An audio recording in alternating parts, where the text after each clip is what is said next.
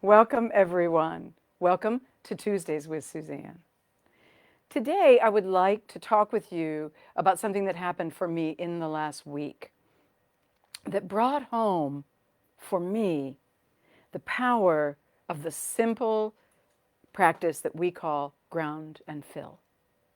And I realized when this occurred that there's something that I have honed and refined and worked with and refined some more over the last 35 or 40 years that is called ground and fill. And because it's been so much a part of my life, I take it for granted. And then with what happened this past week, it came into clear spotlight of why it's so important. So I would like to say that I was leaving a gathering of women whom all of whom I adore. It's a very small group. And I walked out the door. It was dark. It was nighttime. And I can hear across the parking lot one of the other women in the group, her voice in panic about the fact that a third person had fallen that was from our group. And I realized in that moment that my response, when I see a scene that has panic in it, where I see a scene where people are spiraling into fear and anxiety, that my first response is to ground straight down, just right down into the earth, which is what I did in that moment in the dark. And then I walked across the parking lot and asked what was going on. And the woman who was down on the sidewalk could feel my grounding. She and I had just had an interchange the week or two before where we had talked about grounding and presence and strength. And the moment I arrived on the scene, she just looked up and said, "Here, let me see if I can get up." And the friend that was there that had almost fallen with her and who was very anxious and fearful was escalating. "Oh my God, oh my God, oh my God, oh my God, don't move, don't move." And the person that had fallen said, "No, I think I'm fine." And it was as though between she and I, she got to her grounding and she gently rolled halfway over and stood up and was fine. Checked in with her later that evening. She was fine. When I asked the other friend, who was anxious and fearful, what had gone on, I realized that she didn't have the capacity to ground under those circumstances.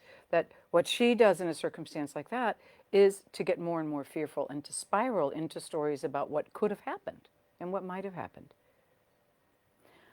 One of the things that I've seen across the years with my students, particularly advanced students that have done this practice for not just once or twice, but for years on a daily basis, that when circumstances in life get challenging, when the chips are down, when the unknown rears its head, if your first response can be to drop deep into your body and to ground and fill, everything else works better.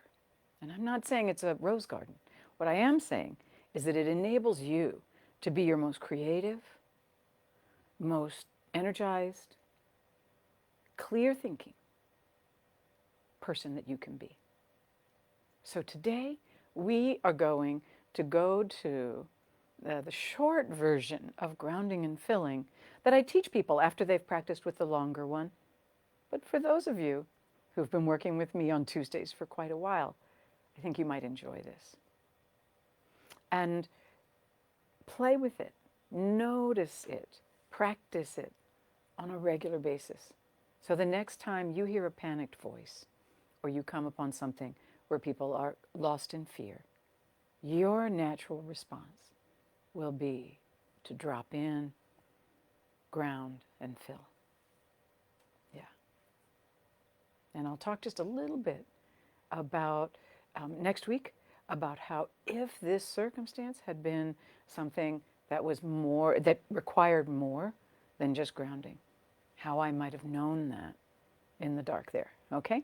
So if you would, feet on the floor, your back resting, everything you need in place for you to relax, to be present, allowing your eyes to close. We are about to do what I call the short, energizing breath.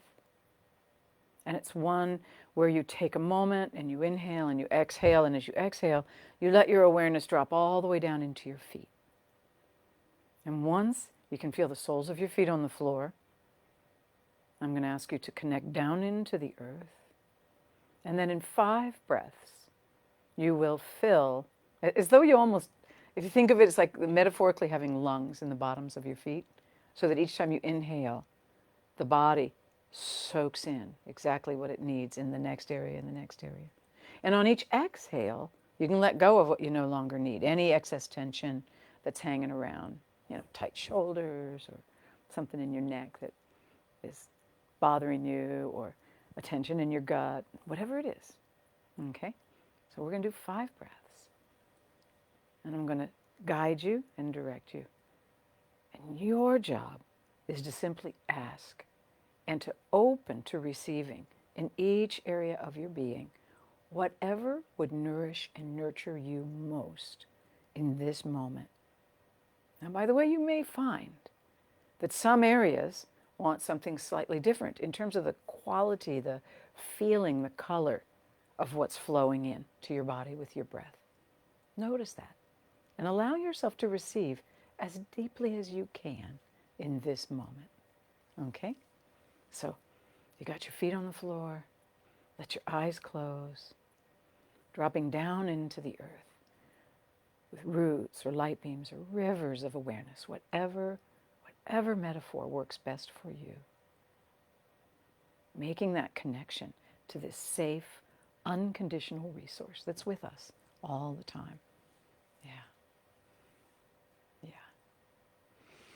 And feeling the bottoms of your feet as the doorways where this rich energy from the earth, whatever quality it is that you need this morning, is going to soak in through. It's the portal, the doorway. As though you had lungs in the bottom of your feet.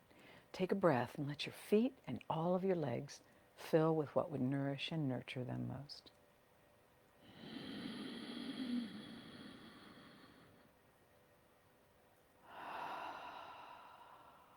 Second breath, allowing your belly and your low back and your pelvis to fill with what would be most nourishing and safe.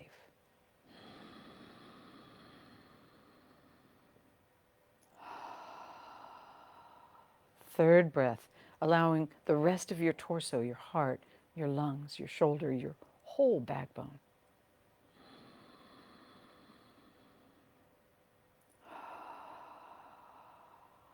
Yeah.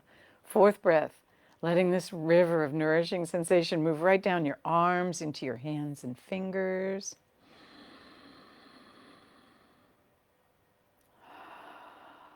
And the fifth breath, still coming in through your bottoms of your feet, traveling all the way through your system into your throat and your whole cranium.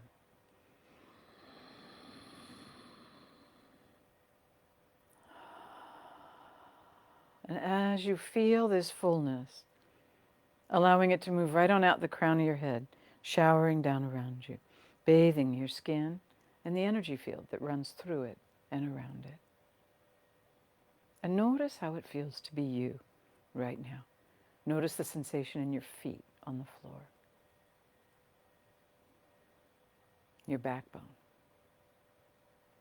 your belly, your heart, your heart.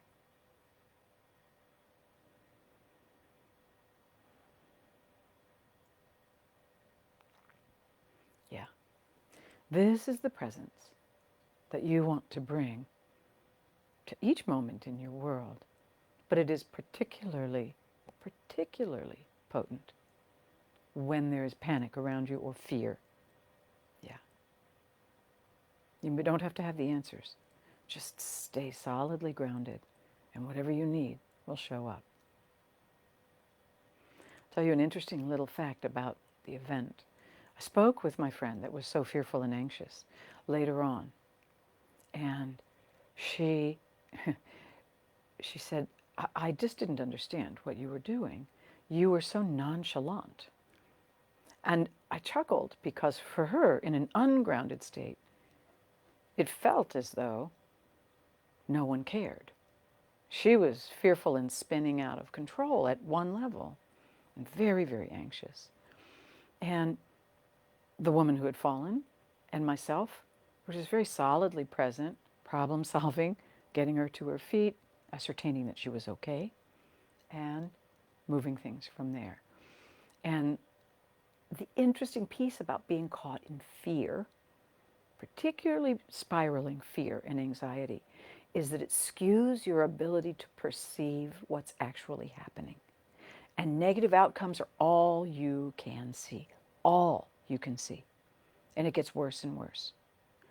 Can you imagine the inability to think clearly when your focus has gotten that narrow and fearful? So again, this incident, which did not have any negative outcomes in the end, taught me once again why it's so important to have the practices that I have of being present, of being grounded, of caring, and staying full as I can in any given moment. And enjoy.